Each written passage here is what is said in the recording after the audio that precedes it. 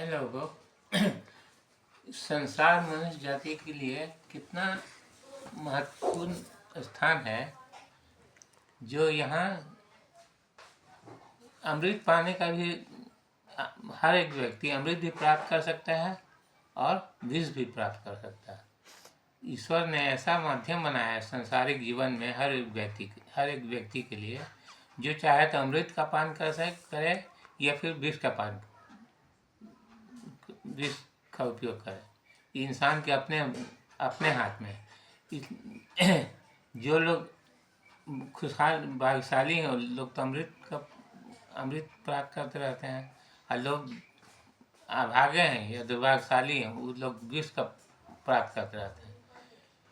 तो अमृत क्या है, विष क्या है, इसको हमने अपना जो समझाएगा। अमर है केवल परमात्मा, और उससे जुड़े रहने को अमृत कहते हैं।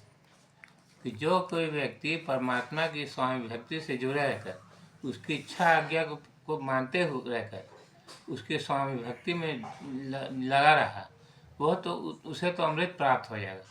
और जो कोई व्यक्ति अपने परमात्मा से के दिशा से भटक करके संसार में अधिक धन सम्मान और सम्मान प्राप्त करने के चक्कर में खोया, वो उसको विष प्राप्त होगा और उसका दंड उसको भोगना पड़ेगा। इसलिए हर एक व्यक्ति को चाहिए कि अमृत को प्राप्त करें और अमृत परमात्मा के स्वामी भक्ति से जुड़े रहकर सांसारिक जीवन बिताएं और उसका परमात्मा के शरण में जाने का प्रयास करें। ये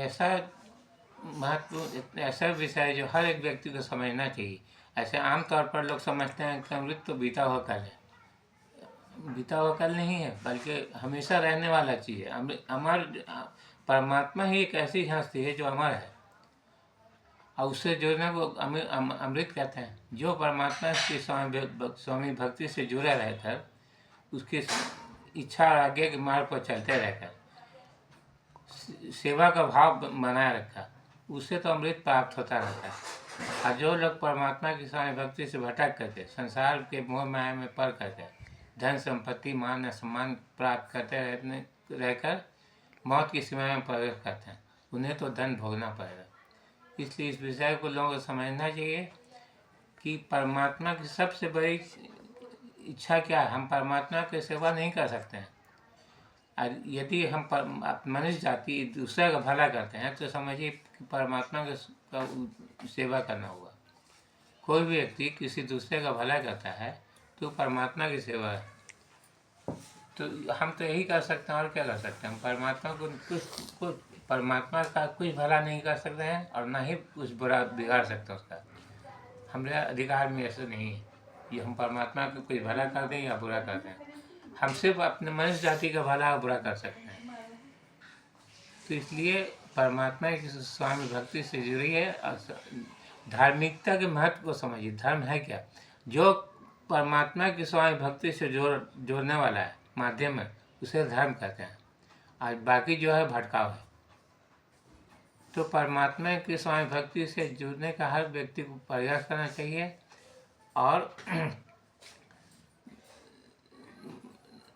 धार्मिकता को अपनाना चाहिए। परमात्मा से जोड़ने वाले शिक्षा वही धार्मिकता है। ऐसे तो कहने को बहुत सा धर्म है, लेकिन वास्तव जो परमात्मा से जो धर्म जो शिक्षा जोड़ता है वही वास्तव में धर्म है। एक युग कभी बीता है ऐसा है कि लोग ब्रह्म ज्ञान को ढूंढने में लगे रहते थे। ब्रह्म ज्ञान क्या है, अब किसी को प्राप्त नहीं हो सका। लेकिन आज ब्रह्म ज्ञान जो है पुस्तक के रूप में हर शहर हर मोहल्ले में है। जो ईश्वर क्या चाहता है हमसे और उसकी इच्छा और आज्ञा क्या है, वो सब ब्रह्म ज्ञान में लिखा हुआ है, जिसको कहते हैं इस्लाम धर्म का धर्म ग्रंथ कुरान मजीद और हदीस शरीफ। तो ये अरबी भाषा में हर कोई पढ़ नहीं सकता।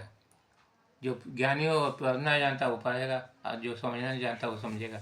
लेकिन इस्लाम के से जुड़े हुए लोगों का ये जिम्मेदारी होना चाहिए कि कुरान मजीद के अनुवाद को हर भाषाओं में उपलब्ध करा करके लोगों तक पहुँचाए। जिससे लोग परमात्मा की इच्छा और आज्ञा को समझ करके उसकी स्वामी भक्ति से जुड़े। तो मेरा तो यही अनुरोध है लोगों से कि ब्रह्म ज्ञान को प्राप्त करके अपने जीवन को संभालने का प्रयास करें। आई सिर्फ कुरान और हदीस में मिला है। कुरान मजीद का अनुवाद पढ़िए और हदीस शरीफ में भी वही बात है, इसको समझना चाहिए। तो जो लोग अपना इस्लाम धर्म से जुड़े लोगों पर जिम्मेवारी है कि ईश्वर की इच्छा आज्ञा को प्रचार प्रसार करें उसी अपने ही देश के भाषा में। हम जो समझते हैं कि मुस्लिम लोगों का बहुत बड़ा दुर्भाग्य है जो सिर्फ अरबी भाषा या उर्दू में बोलते हैं। अरे जो हर देश का ईश्वर का बहुत नाम है, जिस हर भाषा में अपना एक उसका नाम है। जैसे अल्लाह को अरबी में कहते हैं अल्लाह, खुदा, रब, ईश्वर का नाम है। हिंदी में कहते हैं परमात्मा, ओम, ईश्वर, ये भी हिंदी में है। इसी तरह से सभी भाषा में ईश्वर का नाम है। तो जिस ईश्वर को संबोधित करने के लिए अपनी क्षेत्रीय भाषा का उपयोग करें। अल्लाह तो अल्लाह ही है, ईश्वर भी है, परमात्मा भी है, ओम भी है, सब तो वही है। तो इसी से मतभेद फैलता है। हम अल्लाह अल्लाह करेंगे तो लोग समझेगा नहीं, अगर ईश्वर बोला या परमात्मा बोला या ओम बोला तो सबको समझेगा। तो जो लोग समझ सकते हैं ईश्वर के नाम को उसी भाषा में बोले ताकि मतभेद दूरी एक दूसरे से मिटता रहे। हम एक दूसरे के भाई बन कर एक जीवन बिता सकें। ठीक है, नमस्कार। फिर कभी लंबा वीडियो हो जाएगा।